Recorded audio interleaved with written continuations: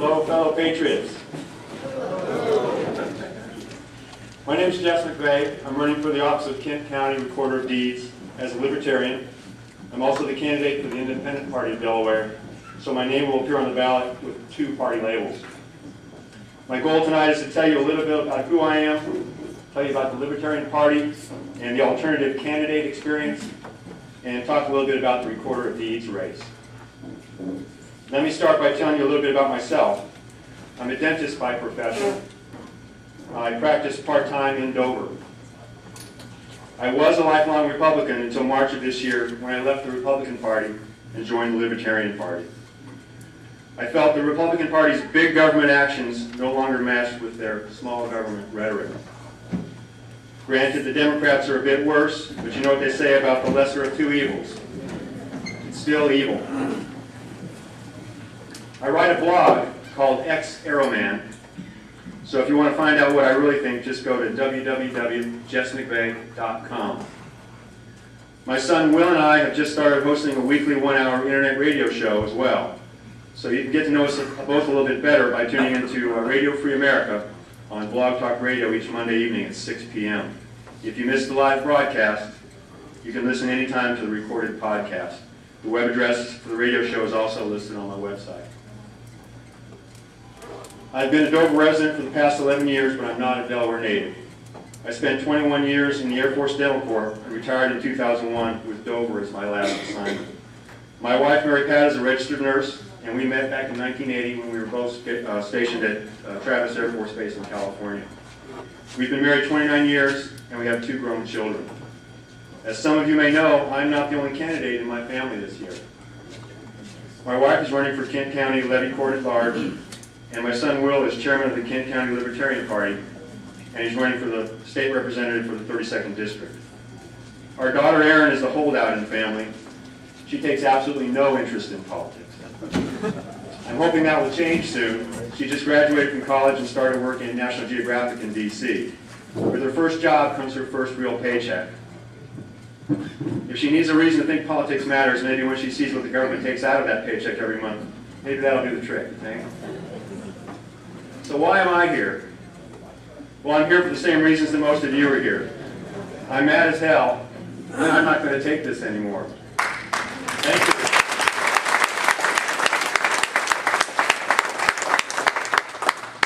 For years, our government has been growing, our freedoms have been shrinking, and the Constitution has been marginalized or ignored.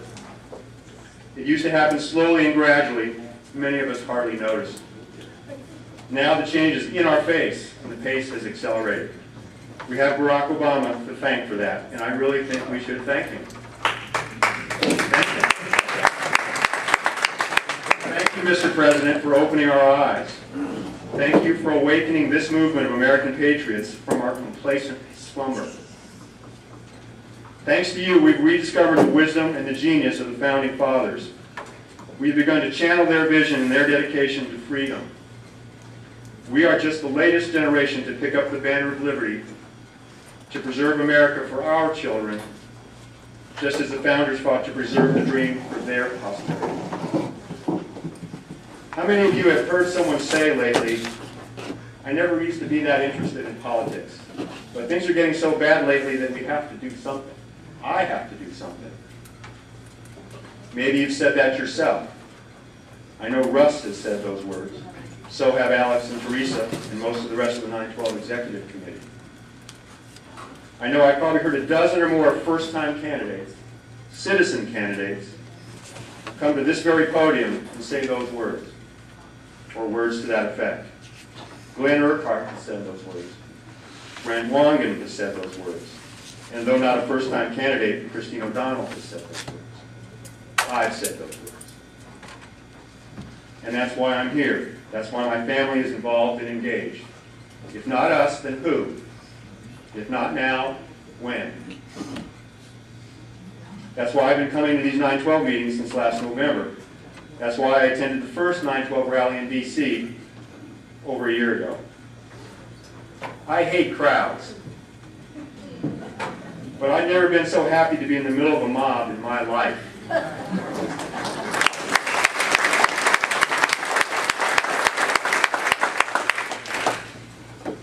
couldn't hear a word that was said from the podium that day. I had to listen later on C-SPAN, but the day was one of the most memorable days of my entire life. And I still get teary-eyed sometimes when I talk about it. This is who I am.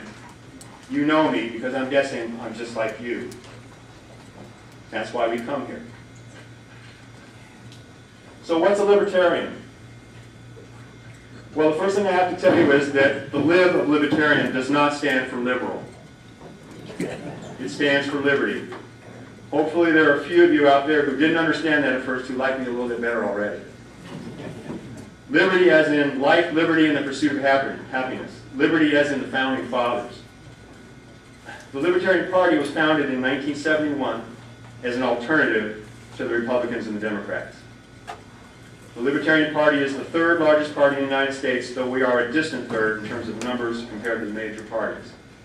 We are also a distant third in terms of political clout, contributions, party infrastructure, ballot access, name recognition, just to mention a few things. I like to paraphrase Will Rogers. I'm not a member of any organized political party. I'm a libertarian. But what we lack in political influence, we believe we make up for in ideas. We like to call ourselves the party of ideas. A bit arrogant perhaps, but you don't join a smaller alternative party because it's an easy path to electoral victory. You join it because you truly believe you have superior ideas. We believe in the Constitution, and let me say that again. We believe in the Constitution.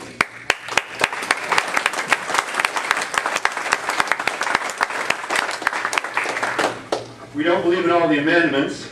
Income tax, prohibition, and a few others come to mind. But we certainly agree with at least the first 10. We believe the Founding Fathers were libertarians. We may be among the youngest of the political parties, but we're one of the oldest political movements. We believe in smaller government constrained by the Constitution. We believe in lower taxes and reining in entitlements, just as most of you do. Just as the Republican Party claims to. Claims being the operative word here. And I don't believe many of you would dispute that the Republican Party has strayed from its rhetoric of smaller government. If you didn't believe that, you probably wouldn't be here. We also believe in more freedom, and this is where we conflict with some traditional conservatives. Many of you like the sound of small government when we talk about dismantling the welfare state. But you balk a bit when we insist that a smaller government also means staying out of personal decisions, such as what adults do in their bedrooms or what they put in their bodies. That's okay. As a libertarian, I feel very comfortable in this crowd. There is no daylight between our positions on downsizing government and fiscal responsibility. On the social issues, I'm satisfied to agree to disagree in the areas where we are not like-minded. And I will continue to try to make my case on those more liberal social positions. If we never resolve those differences, so be it. I will always consider you, traditional conservatives, Tea Party members, 9/12 organizations, as my allies in the most important challenge America faces, the threat posed by expanding government power and diminished personal prerogatives. As one of my bumper stickers says, save the culture war until after we figured out how to get the government to obey the Constitution.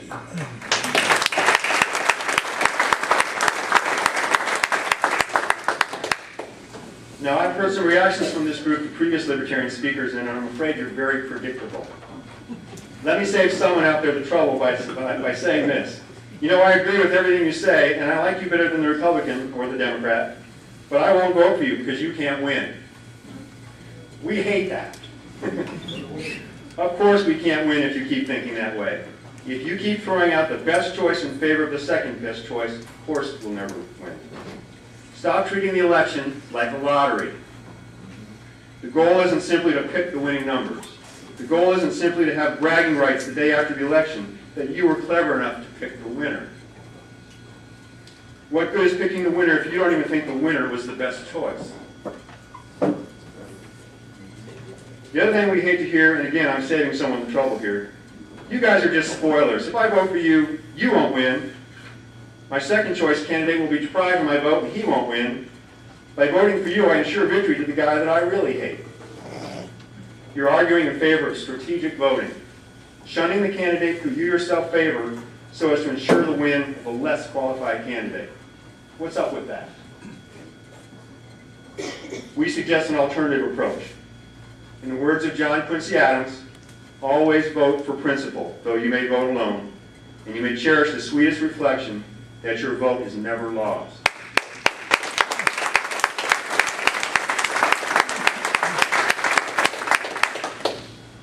Or as Anthony DiNozzo says, if you always do what you've always done, you'll always get what you've always got. You know that. You got some NCIS? All right. Alternative parties are not spoilers. We restore the vitality to the political landscape. We prune the dead wood that is the inevitable result of entrenched major parties. We attempt to keep the major parties honest and accountable. It may be difficult to get your head around voting for a third party, but as another one of my bumper stickers says, it only feels kinky the first time.